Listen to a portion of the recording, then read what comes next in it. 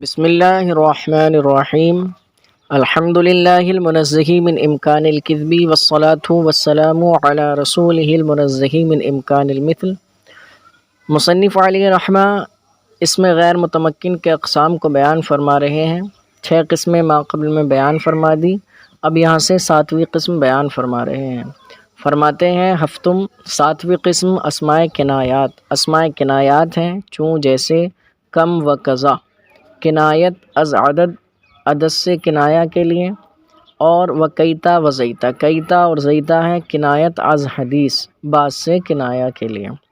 فرماتے ہیں کہ یہاں جو اسم غیر متمکن کی 7ویں قسم بیان فرمائی ہے اسماء کنایات، ان کا کیا مطلب ہے؟ فرماتے ہیں اسماء کنایہ کا مطلب آسان الفاظ میں یہ سمجھ لیجئے کہ معین چیز کو ایسے لفظ سے تعبیر کرنا جو اس پر صراحتاً دلالت نہ کرتا ہو۔ تو صراحتاً دلالت نہ کرتا ہو ایسے لفظ سے معین چیز کو بیان کر دیا جائے تو وہ اسم کنایہ کہلاتا ہے، وہ لفظ اسم کنایہ کہلاتا ہے۔ اور یہاں پر جو ہے ہر وہ لفظ مراد نہیں ہے، بلکہ کچھ مخصوص اسماء ہیں جن کو یہاں بیان کر دیا، جیسے کم کذا اور کیتا و زیتا۔ باقی تفصیل جو ہے آپ انشاءاللہ تعالیٰ اگلی کتاب ہدایت النحو وغیرہ میں آپ اس کو پڑھیں گے۔